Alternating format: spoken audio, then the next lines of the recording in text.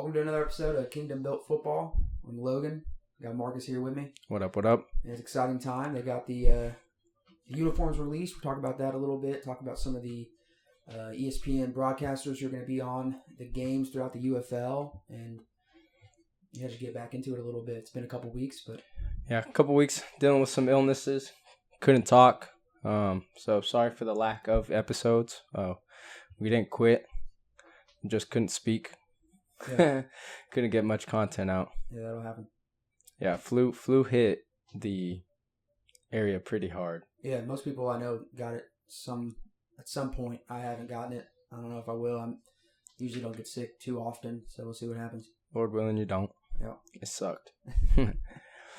Yeah, like Logan said, we're going to go over the uniforms that were just recently released for the Kings specifically. Mm-hmm. All 8 teams slowly had their uniforms released. We have ours. We're going to go over the ESPN broadcasters, like he said. That's strictly just ESPN. We know that Fox also has streaming rights. Yep. And then also earlier in the month, the Kings released some theme games for all 5 of those. So we'll go over all five of those games and just highlight what they're covering and why they're doing so. Yep. So what do you think about the uniforms? It's a little bit anticlimactic leading up to the release, but I'm excited. Mm-hmm. To be able to see that green is sick. The thing I enjoy the most about it is probably the pants. Just the pants and then the side of the jersey.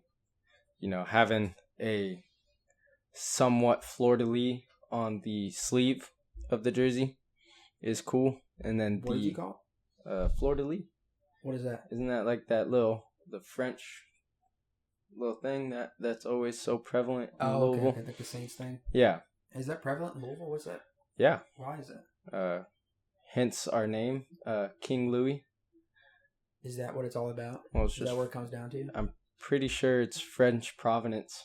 So, it comes from France. I mean, that makes sense. Oh, boy, you put me on the spot. With New Orleans, but I didn't know that had any relation to Louisville. I know it's, named after King Louis, but I didn't know that. All right. We tied that deeply into French culture. All right. Ready? Google.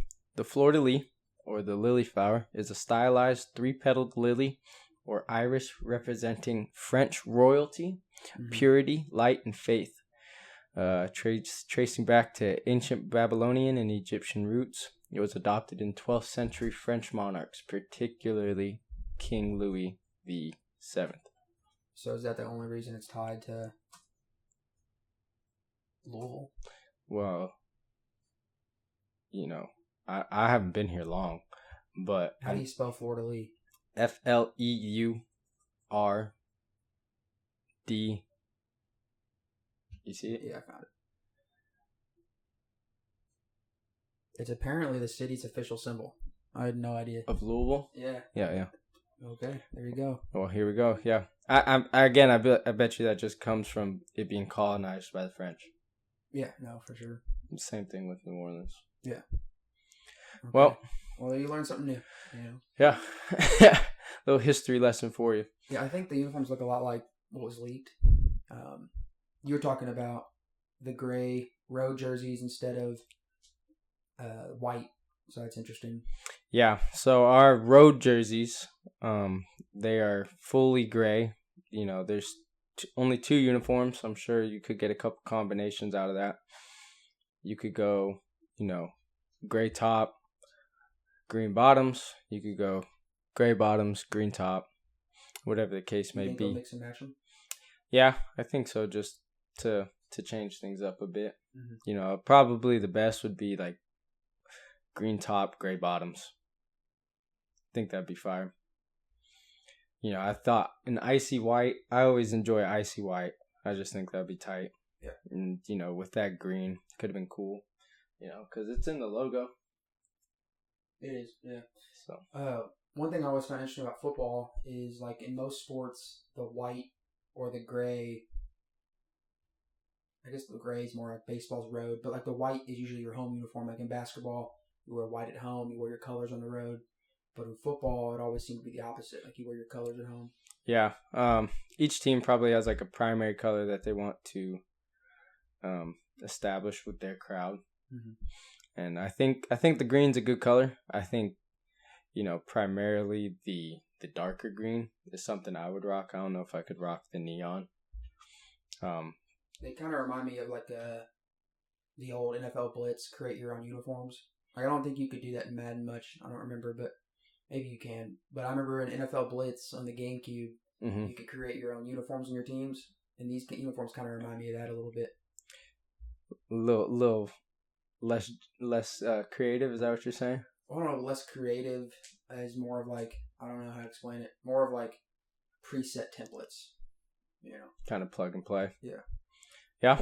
I think going back to the fleur-de-lis and the side things, like they're trying to incorporate a lot of culture, like the culture of Louisville. So like think about like jockeys and stuff like that. They kind of have those patterns running down their pants or something like that, which I thought was pretty cool. Obviously the horse on the side is just symbolic to the Derby and what's particularly strong trade in Louisville, which is, what's the word? Equestrian esque stuff. The numbers, both jerseys are dealing with the lime green color, large font, able to see everything. And then, the gray one has Louisville on the chest, and then the green one has Kings on the chest. So there's more differences in them. And then the giant no bull. Yeah, no bull. Thing. Yeah, it reminds me of when the Super Bowl uniforms were released. Everybody was complaining about that USA 250 patch because there was like a patch here and a patch here. The whole jersey was bogged down with things. This one's not like that as much, but the no bull is definitely very prominent on there. The placement's a little bit interesting for sure. Because one of the founders of No Bull or owners, right? He's that new guy who just bought in. Yeah. To the UFL. Primarily owned. Yeah, No Bull's. Yeah, Rapoli. Yeah. Primary owner of No Bull. It's a smart move. Get that in there. Tom Brady also is the second largest shareholder after he merged his TB12 brand, TB12 and Brady brands with No Bull. Yeah. So both of them kind of have a little bit of a... Yeah, it makes sense because they're like based in Boston, so it just fits with Brady. Yeah, Rapoli. So I know Brady's part of Under Armour as well. Yeah. Brady doesn't have any... I wonder, Brady works for Fox, right? I believe so. You think Brady will call a UFL game? He's going to be working on his card shops. Yeah, I don't know. He's gotten better this year. I thought it was a lot better this year than last year. Yeah. I think it should be good. What's your takeaways? Are they what you expected ultimately? Yeah, I think so. Based off of seeing some of the other stuff, seeing the things online, it kind of seems like it's right in par with that. Like I said, it kind of seems like the templates. I don't see many of the other UFL uniforms looking drastically different. Just the different colors and names and the logo. Because you had mentioned too earlier of the logo, the decal on the helmet, just kind of being the decal on the helmet and not really like, kind of like you said, the St. Louis Rams or the LA Rams. LA Rams have the horn kind of spiraling on the helmet. This just kind of seems like a decal posted on the helmet. But the amount of money you have to spend on 8 teams, 50 guys, uniforms, 2 uniforms, it just makes sense to kind of be a little more simple. Yeah, especially when you're still trying to feel things out. Mm-hmm. I was trying to look up, so back in the day, the Panthers, like the Michigan Panthers, I think it was. their helmet kind of was something that had like that immersive shape to it. So I don't know if you could search it up. They use a lot of canvas when it comes to their helmet. Yeah, if you search up Michigan Panthers and check out their helmet if you have a chance, you could kind of see what I was hoping for, Okay. What were they? They were like an old UFL team? Yeah, old UFL team that just got disbanded.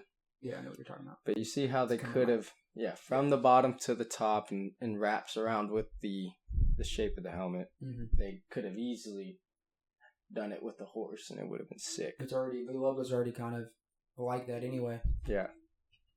It would have been sick. But I understand, right now play it safe and in hopes that this thing blows up and take it from there. There's no need to rush it. Mm-hmm. I think with the excitement that we have, we unfortunately didn't get to go to the fan rally, but that looked like a huge success. A lot of people were there. It looked like saw some great content from some other people, mm-hmm. And so it's just been. It looks like the town's excited. ESPN's going to be doing most of the games. Yeah. Fox, some of them. Definitely looked like ESPN has a large majority of the games booked for broadcasting.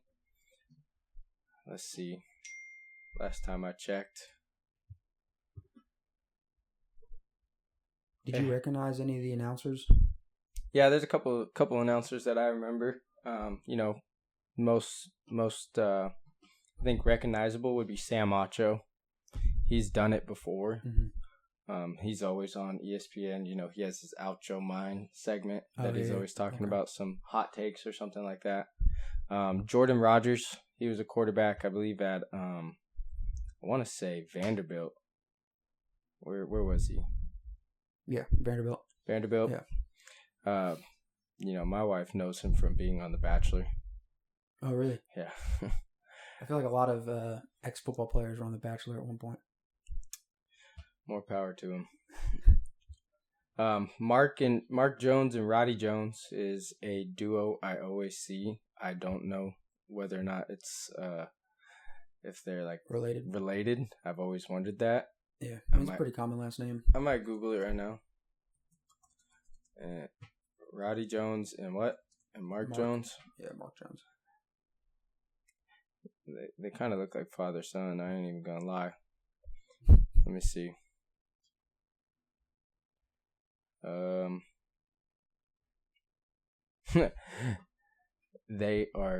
There's no evidence that says. It's a weird thing to. No evidence is a weird way to put it. Dude, they look pretty dang related. I ain't gonna lie. Yeah. So those gentlemen I know, they look familiar. They cover a lot of ACC games on ABC. So I've seen them cover a couple things. I know Roddy Jones last year covered. Actually, Roddy and Mark last year covered the SMU Penn State game together. So they're always paired together. Good little duo. Those are the most familiar names I know. Yeah. And then also Brock Osweiler will join coverage for select games as a sideline analyst. He's doing that with Max Brown.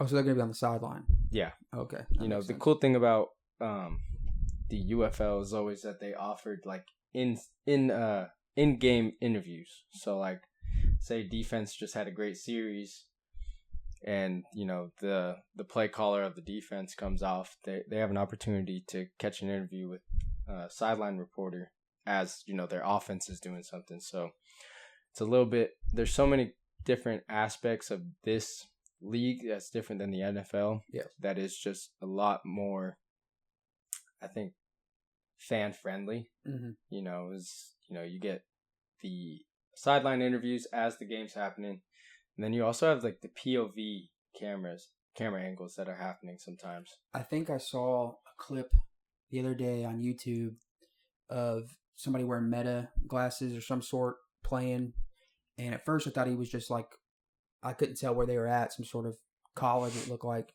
but then as he made a tackle, it looked like he was tackling a UFL, like a player with a UFL jersey on. Oh, really? So I don't know if they're going to be incorporating something like that with the helmets where you can, because I know like the refs have them, yeah, even in the NFL, like the center guy. They have like the umpire? something clipped onto their hats or something like that. Yeah, it looks like a goofball, but yeah. They also use drones in the UFL, like, instead of just like the wire cam. Yeah, instead of like the spider cam or whatever it is, they have like drones that are flying. Interesting. Like pretty low to the field, like relatively low. You gotta be a nasty drone pilot to be getting some good angles like that and not getting Pat McAfee sandwiched. Talks about a time where he's punting the ball and he punted it and it hit the spider cam. And he said the only people in the stadium that even knew it happened were him, the guy returning the ball, and then whoever was controlling the spider cam. Yeah. Nobody noticed it? No, because it just kind of glazed it. Yeah. That's funny. And then thinking of the referees wearing the cameras reminds me of the MLB. They've been doing a little bit more of the umpire wearing the camera. I'm not a big fan of it though, because he's constantly moving off around. Centered. Well, he's not centered. Yeah. So which always makes me wonder, like, how can you call that outside if you're far left? They come out with those charts of how the umpires did, and sometimes it's like he was 99.8% correct on balls and strikes throughout the game. So I mean, for the most part, besides something like Angel Hernandez, they're doing pretty well. Low blow. So those are there's 3 teams of announcers for ESPN. We'll just go over each group. All going to be in the booth, or is it 2 in the booth like usual, and then? I think it'll probably be 2 on the booth, 2 on the floor, and then another person designated to each side, right? When it comes to like Brock Osweiler and Max Brown. Are these guys going to be like the halftime panel as well? Oh, like how Amazon has like Jason Kelsey in them and they come and talk. Yeah, that's actually a good question. I could see that being a thing, but those people are different than the people that call the game. Yeah, typically. I think that these guys are going to ultimately be calling the game rather than doing all the pregame stuff, the mid halftime stuff, and the postgame stuff. Yeah. So we have a couple of 3 different groups. You have Joe Tessitore, Jordan Rogers, Tom Luganbill, and Sam Ocho. So that seems to be their like main squad that they're gonna have out there. Sam Ocho's been a commentator for a while, calling a lot of the UFL games. Jordan Rogers was there last year. And then Joe Tessitore, I think, has just kind of been around for a while when it comes to play-by-play commentating. Second team would be Mark Jones, Roy Philpott, Roddy Jones, Cole, I think this is Kubelic, and then Harry Douglas. Harry Douglas I've seen around. I think he's done a little bit of the ACC network stuff. Okay. A lot of times I feel like I've seen him. He's a 10-year NFL vet. He joined ESPN in 2019. Cole Kubelic, that's what I'm going to go with, is a Auburn University offensive lineman. Roddy Jones joined ESPN in 2017. He was a college football sideline reporter. Roy Philpott, been a play-by-play announcer since 2013 for ESPN. And then Mark Jones has been around for a while. Variety of assignments, his debut in the 1990s, at least for ESPN. Yeah. Next group, we got Lowell Galindo. Yeah, good luck. Yeah. Kirk Morrison, Eric McLean, that's a name, and then Aaron Murray. I do remember Aaron Murray. Isn't he a quarterback? He was a quarterback at Georgia. He looks like a quarterback. He does look like a quarterback. Yeah, he was at Georgia. Murray. Let's see. Quarterback for UGA in 2009, 13. Yeah. I do remember that. I remember him being at Georgia. Dang, that was kind of like when I was just starting to like ball. I was in high school at that time. Yeah, I was 2009. I was 9 years old. Dang. But and then with the sideline reporters, it only out of the 4 at least. I imagine there's going to be some more. I mean, maybe not. If there's only 8 teams, there's only 4 games a week. Yeah. So one of them in each game. I guess that makes sense. But there's only one woman on that, Pamela. And it looks like they're calling. They're sports betting analysts. So. Oh, really? Yep. So you got Tyler Fulgham and Pamela Maldonado. Tyler Fulgham I've seen on ESPN when it comes to betting and stuff. He does his parlays, picks of the days. Okay. And then Pamela Maldonado I've seen a couple times, on ESPN Bet or something like that. Which is cool. It looks like they're allowing action on these UFL games. I wonder, I mean, I feel like it's hard to bet on UFL because it's like... You got to let the market kind of... Yeah. Or the data, really. The data reveal itself, and, it's a whole different pace, whole different scoring system. Yeah. When it comes to, extra points and stuff like this. I feel like it's a big learning curve at the beginning of the season to figure out anything about it. To be honest, if I was to be doing anything, I'm probably doing quarterback rushing yards every game. You think it's going to be a scrambling league? Just because it's so... Everything's kind of been like fast paced, right? We have a game in almost a month and a half, yeah, and camp's just now starting. Yeah, like camp's by the time this is probably up, camp would have started. That's a month to get ready for it, and I think it takes a lot more time to develop chemistry and stuff like that. Yeah. Saw some promising videos of Jordan Rodgers, spinning the ball. He looks good. He looks fit. And, he's a dual threat quarterback. So, I'm taking some quarterback rushing yards if I'm doing anything. Mm-hmm. I don't know. I don't promote betting, though. Slippery slope. It seems like the UFL is definitely something that they're going to want to push it pretty hard because that's going to be a way for them to get people to watch. Just because of the huge influx of young men betting. I mean, it's also women, but young men, giant percentage, are betting right now. So the way to get them to watch is, allow action. Yeah. Yeah. Mm-hmm. I think it's just going to be something, with it being legal in Kentucky and something right there that you can bet on other than, say, the cards. It's exciting. Because people aren't betting on the bats. No. Not at all. I don't even think they don't have any markets for that. Yeah. But, for the UFL to allow that, that's kind of cool. That's what I was thinking with the bats, just kind of made me think of it. I feel like the further you get away from MLB, NFL, NBA, I mean, because we even see it in those leagues of like collusion between the players and people betting. The NBA, especially the last couple of years, we've seen some pretty big scandals. They are. Yeah, I feel like when you get to AAA, AA, or UFL, it could even be easier for people to get away with doing stuff like that. I mean, I don't know about getting away per se. Like, I think you have a lot more access to the athlete, right? Yeah, exactly. And then you could be like, okay, what you doing? Yeah. Like, I'm going to do this, and it's just nonchalant. Well, that's why they talked about getting rid of making it to where you can't have a player prop bet on college athletes in your own state. So, like, if you lived in Kentucky, you couldn't make a player prop bet on somebody for UK in basketball. And I guess it was because of that's kind of easier access. I guess. Yeah, you could definitely talk to a UK campus with them. Yeah. You could definitely talk to a UK basketball player about. I know I did. Yeah. Like, hey, maybe messing up my line. Yeah, maybe take miss one more three or something like that. Yeah. Yeah, I needed one more rebound. Oh, I got you next time. All right. Say less, because they be out and about.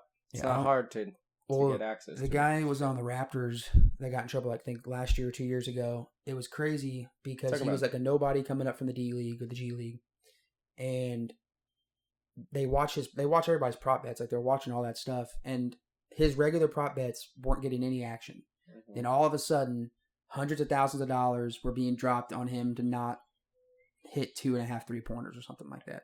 And it's like, why all of a sudden, whenever nobody bets on this guy, just one night on the random? Yeah, see, like, that's just, like, stupid. Yeah. Like, you got to be smarter than that for sure. Yeah. So, that's cool. You know, hopefully they could give us some good data, some, you know, for those that do sports bet, that you can, you know, make a profit off of it. You know, my thing would be just,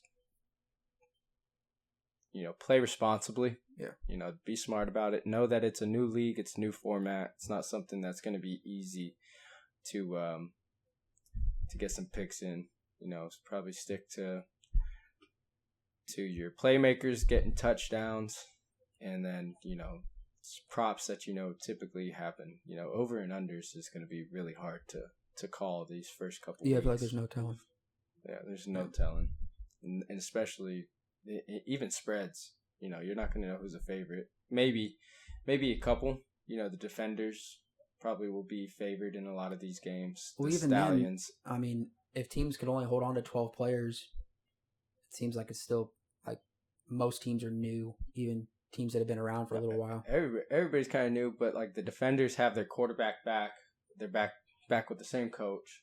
Yeah, so, like, they're probably the favorite, being the defending champs that they are, going into this season. Mm-hmm. You know, and then also for us to go against like a heavy contender like the Stallions is good. You know, both of those teams have been probably the longest tenured in the league. It's good for us. It's something to look forward to. If we win this, we have a lot of things to be excited for going into the rest of the year. Yeah, with the excitement, it's the Kings announced a bunch of their theme nights games. I know we had kind of hit on a few of them minorly in the previous episode, but that opening game on Friday, March 27th, is the opening game for the entire UFL. Mm-hmm. And the Kings will be giving away Green Kings t-shirts. Green Kings t-shirts. Yeah. And they're want everybody to green out, so everybody's supposed to be wearing green. I don't know how many t-shirts they have to give out. 5,000. Do you know that for sure? Yeah. Oh. So they're doing 5,000 for every giveaway that they're doing. So there's 5 games. Each game will have 5,000 of whatever product that there is they're getting out. So it's something to encourage you guys to show up early, enjoy the preseason pre-game activities, tailgate, whatever the case may be. Enjoy some conversations with some other fans, and you know, the UFL is all about making these things an experience. You know, They want you guys to be around for the whole game. Create a culture where it's inviting to everybody, the youth, and everything like that. And so, it's funny. It says here, Louisville's a community with royal roots, and I guess it comes back to that Florida Daily thing, which I did not know was a thing. Louisville with royal roots. Never thought about it. Yeah. I mean, I don't think the King Louis ever came to Louisville. Probably not. Yeah. Well, Queen Elizabeth's been here a few times before she died. Yeah, for the Derby. So, I guess in that sense. Yeah. So, green out game is going to be game 1. March 27th, 8 p.m. kickoff. That's a Friday. Kickoff in the Ville. That's what the title is of this theme. That's presented by Baptist Health. And it says, you know, the subtitle is "Be There When the New Reign Begins." You know, we're excited. I'm excited. He's excited. City's excited. Yeah. So show out, wear your green, get your t-shirt. The next game will be another Friday. The next home game, at least, will be another Friday. So are all the home games going to have some sort of theme night? Every game. So we only have 5 home games. There's 5 themes. So there's going to be a giveaway for everything. You know, which is good. It's an incentive to show up, to support, and you know, get some merchandise to have for the following years, or to express your fandom. Yeah.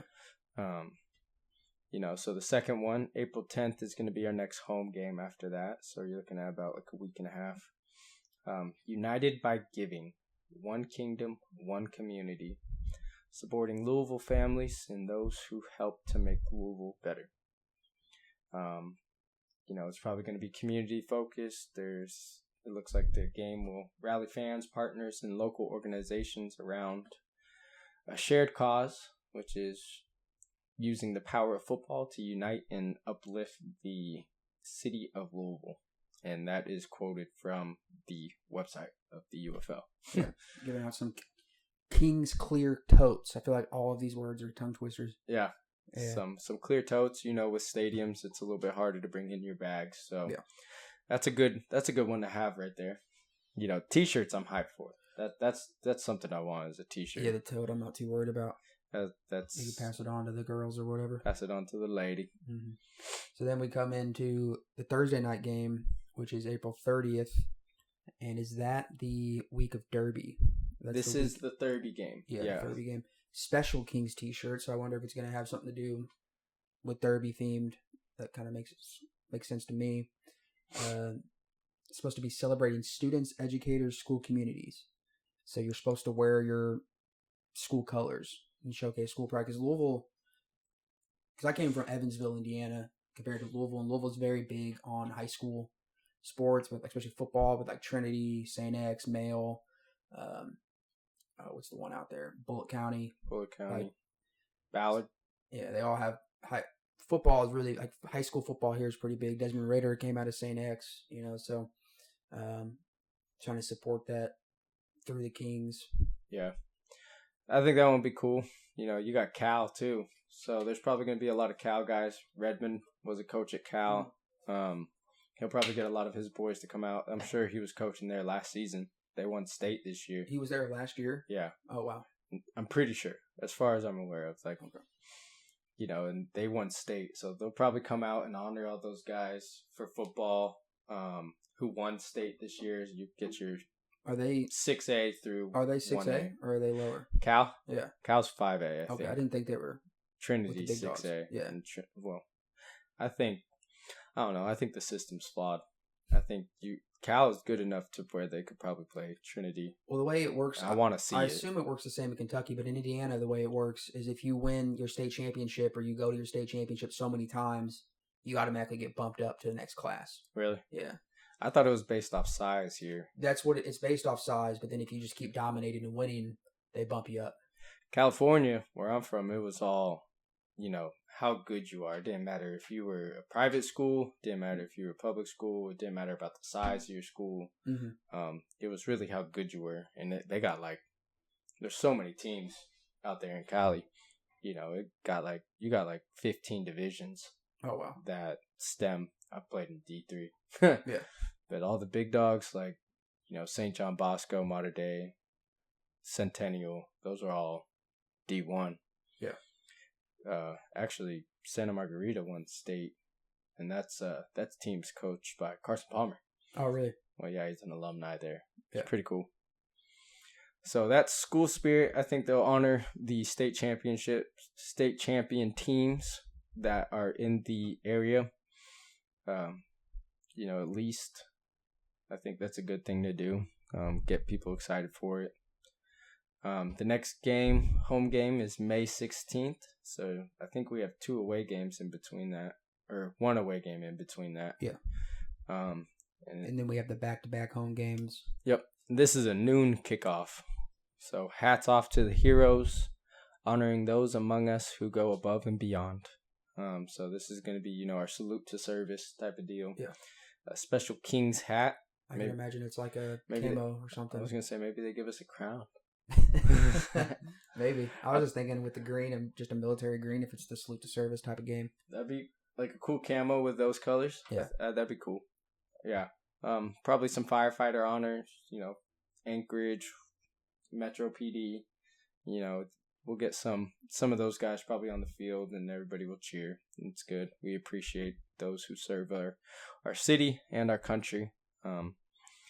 Here, it's always good to know that we have people who are always working to make a difference in our community. Yeah. And then the last home game of the season, which is the second part of that back-to-back, is Youth and Kids Day. Kids rule the kingdom. So they're really, really honing in on that kingdom, kings, royalty thing. Yeah. Coach Chris Redmond bobbleheads that day. I'm trying to get me one of those. I want one of those, a bobblehead. We need some bobbleheads over here, at least of our players. Yeah. You know, we'll start making a football bobblehead. Dude, they should have made a Benny Snell bobblehead. They probably got them. They need to give them away. I'm buying one. I'll buy one. Maybe we get a Steelers bobblehead and just paint it. Why Steelers? Well, because he was on the Steelers. Okay. You know, maybe they made like a Benny Snell Steelers bobblehead when he was there. If they don't have a Kings bobblehead. They got a Kentucky one right here. Oh, yeah. See, like, even the Kentucky one. Yeah, he's got the mouth guard in and everything. Oh, that one's tight. It's like $130 though. They gave him dreads and everything, cuz. That's what's up. I get me one of those and paint it. And they gave these away at UK games back in 2019. Back in the day. Yeah.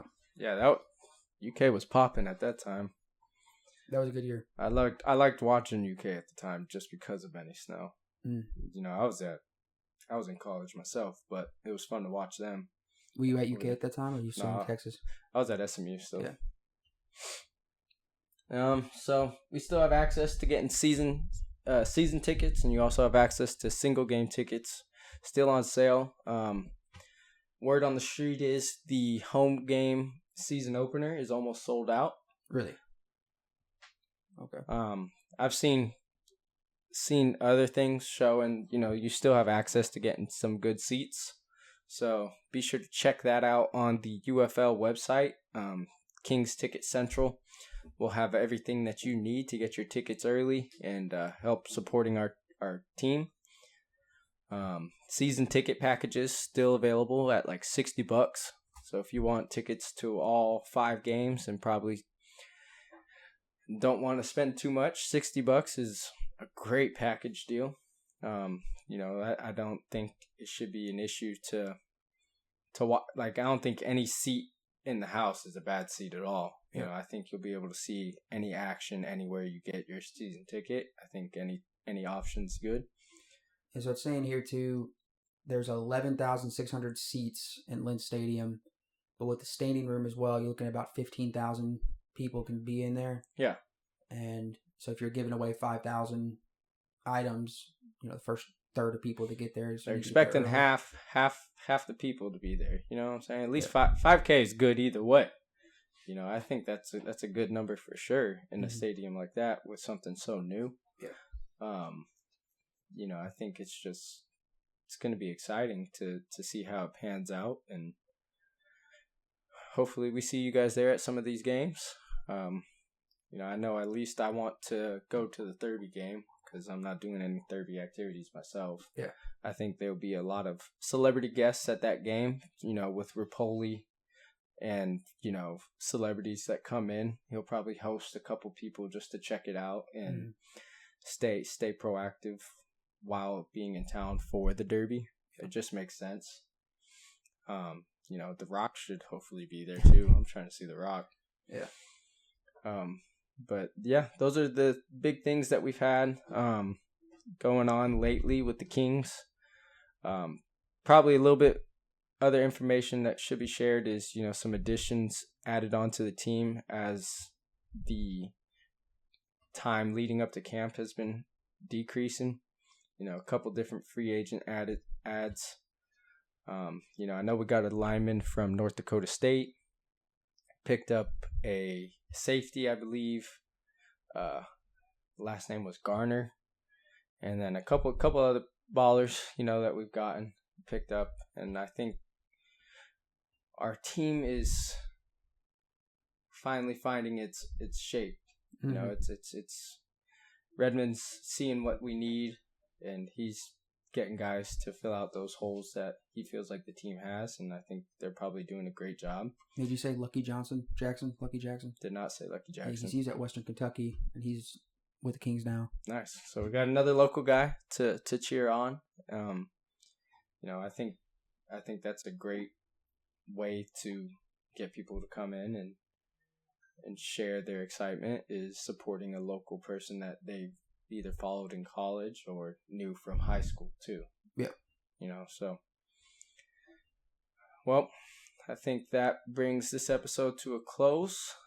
We look forward to hearing back from you guys. Make sure you like and subscribe. Comment if you have any questions about the team. We'll try to answer as much as we can. We always like to hear back from you guys about how we're doing. If you, what you're excited about. We're just as new to this program, and we're just excited. So that does it for episode 3. We look forward to catching up with you guys later for episode 4. I'm Marcus. This is Logan. We'll catch you again. Peace.